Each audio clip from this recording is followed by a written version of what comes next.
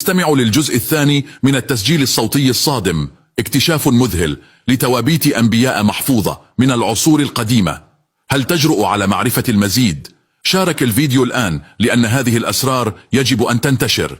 أنا هنا معكم في رحلة لكشف التاريخ المخفي، وكونوا مستعدين للمفاجآت. أحجار كريمة، حاجة أعلى من الأحجار الكريمة، ماس وألماس، والدور التاني كله منور لوحده.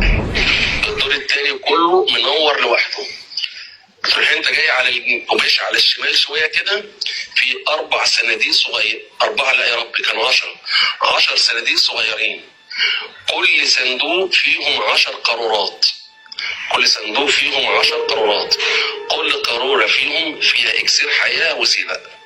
هنقول بقى سيبك ده كلام بقى جنان، ولا هو مش كلام جنان، موجود بجد ومحدش بيقدر يلمسه. قوارير اكسير حياه وسيبك، بتسيبها بتمشي قدام بتلاقي ايه زي اكل كده، بصل وتوم وحاجات كده موجودين. البصل اقطعها كلها عادي جدا مفيش مشكله، بس طلعها فوق ما بتكملش 10 دقايق بتعفن. انا هقفل واكمل في الفويس التاني.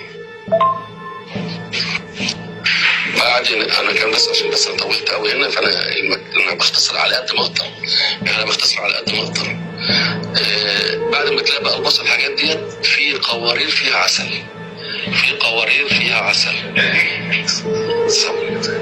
في قوارير فيها عسل. العسل ده واحد من اللي كانوا شغالين تحت معانا خد لحسن منهم. عايز اقول لك هو متجوز 4، ال4 اصلا يعني مش مقضيين وعايز يتجوز تاني عليهم. مع علم ان الناس حصلت انه ياكل منها، بس هو كان منها وكان من البصل. حاجه كده محترم اللفظ، خارقه في المحترم اللفظ في كده يعني.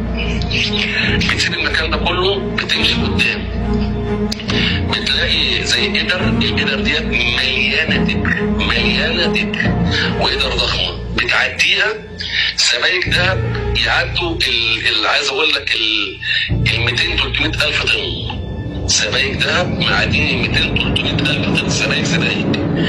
بتمشي انت جوه بتلاقي زي جبال كده كتير كده، غير القوارير غير القدر دي، زي شفت ما كنت انت جايب